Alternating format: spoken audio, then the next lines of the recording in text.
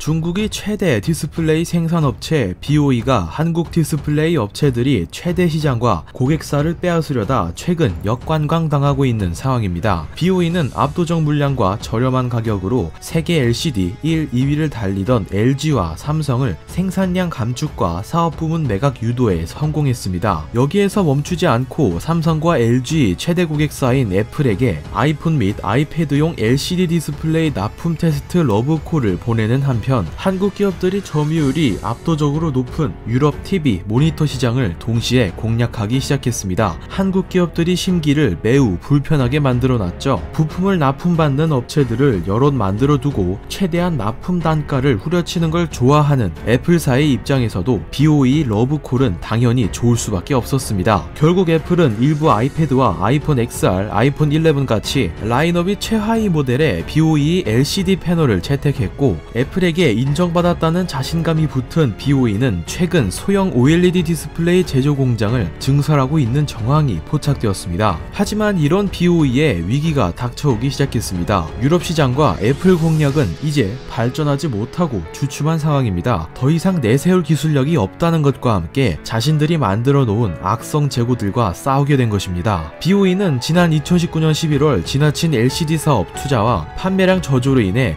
13분기 즉 3년 3개월가량 만에 적자 전환했습니다. 생존하기 위해서는 먼저 발을 뺀 한국 기업들과 같이 LCD 생산 라인을 줄여가야 하는 상황이 된 겁니다. 여기에 1년 동안 칼을 갈아온 한국 기업들이 본격적인 반격이 시작되었습니다. 일명 LCD 패널 때려 눕히기입니다. 먼저 대형 디스플레이 시장을 살펴봅시다. BOE는 유럽 LCD 디스플레이 시장을 공략했습니다. 제일 먼저 LG LCD 패널을 밀어내는 데에는 성공했습니다. 이어 중형 OLED 제품도 내놓았지만 중급기 이상의 시장에 진출할 수가 없었습니다. 유럽 시장은 OLED 디스플레이를 채택한 모니터와 TV가 잘 팔립니다. 대형 OLED 기술을 오래도록 축적하고 이미 쌓을 대로 쌓은 평판을 가지고 있는 LG는 대형 OLED 제품군이 가격을 인하하고 강력한 서비스로 무장하여 유럽 시장을 안정적으로 견인하고 있습니다. LG는 실제로 지난해 유럽에서 76만 5천 대의 OLED TV를 판매했습니다. 2019년 4분기에는 32만 대를 판매하는 데 성공하여 3분기 대비 3배 높은 성장세를 기록했습니다. 이처럼 LG가 대형 OLED 시장을 이미 석권해버린 상황에서 삼성전자는 모니터와 TV 패널 시장에서 LG와의 맞대결을 피하기로 결정합니다. OLED 패널이 다음 세대격인 마이크로 LED와 QD OLED 차세대 패널 개발에 착수하는 한편 OLED로 전환하지 않고 중간에 끼인 세대격인 QLED 즉 QD LCD 패널을 이용한 제품을 생산하기 시작합니다. 연일 LG를 공격하는 한편 삼성 역시 서비스 보증 기간을 압도적으로 늘려 소비자들이 마음을 이끌었습니다. 순수 LCD 패널만으로 싸게 팔았으니 구입한 뒤로는 소비자 탓이라는 정책으로 승부를 봤던 BOE는 삼성전자의 QLED 제품에 다시 자리를 빼앗기고 있습니다. 수준 떨어지는 OLED 패널로 더욱 이익을 챙길 수 있는 프리미엄 시장에는 LG 때문에 진출할 수 없는 상황에 놓였습니다. 오직 퇴로만큼은 열려있는 사면초가인 상황이죠. 소형 디스플레이 시장에서 BOE는 최근 2년 동안 애플에게 LCD에 이어 OLED 디스플레이 공급 계약 검토를 주기적으로 요청하고 있습니다. 애플은 품질과 납기 일자, 가격 등 다양한 기준을 매우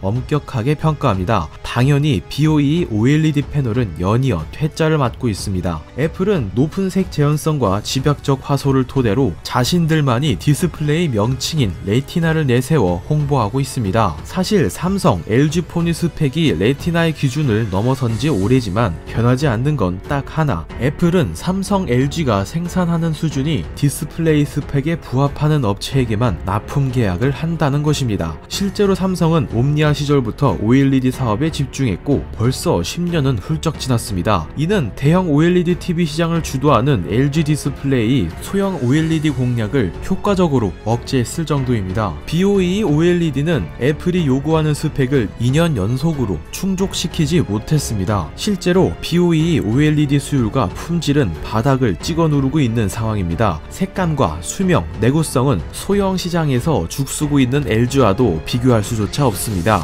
화웨이 메이트 X와 모토로라 레이저 폴더블 폰이 사례로 충분합니다. 일반 OLED 패널 수율은 85%로 저렴한 가격을 내세우는 BOE에게 있어서는 단가 상승이라는 치명적 요인으로 작용하고 있습니다. 당연히 LG가 제시하는 OLED 가격 가격과 엇비슷한 상황까지 올라왔고 결과는 뻔합니다. 패자죠. 2019년 3분기 기준 소형 OLED 시장은 삼성 디스플레이가 85.3%, LG 디스플레이가 8.9%, BOE가 2.1%로 조금만 있으면 멘틀까지 뚫어버릴 기세입니다. 소형 OLED 1인자 삼성이 대형 OLED 시장에 진출할 엄두도 내지 못했던 것과 대형 OLED 1인자 LG가 늦게나마 공략한 소형 OLED 시장에서 죽쓰는 이유를 BOE는 아직까지 이해하지 못하고 있는 것 같습니다. LCD 시장을 먼저 독점하겠다는 판단은 매우 잘못되었다는 게 드러나는 순간입니다. LCD는 결국 저물어가는 시장이며 BOE도 어차피 수익 모델 개선을 위해서 지금처럼 OLED 패널에 투자를 할 수밖에 없는 상황이었습니다. LCD까지는 쉬웠더라도 OLED 디스플레이부터는 오랜 노하우와 실제 시장에서의 짬이 있어야 고객과 고객사들을 공략할 수 있게 됩니다. 한국이 일본을 추월한 이유라면 당연히 일본이 PDP 기술 5판으로 사고를 끓이고 있을 때 한국은 LCD, OLED 등 차세대 기술로 미래 시장을 선점했기 때문이죠. 여기에 내수 시장 의존도가 높은 상황에서 이 시국에 플러스 알파까지 BOE 순환은 이제부터 시작입니다. 이상 퓨에시였습니다.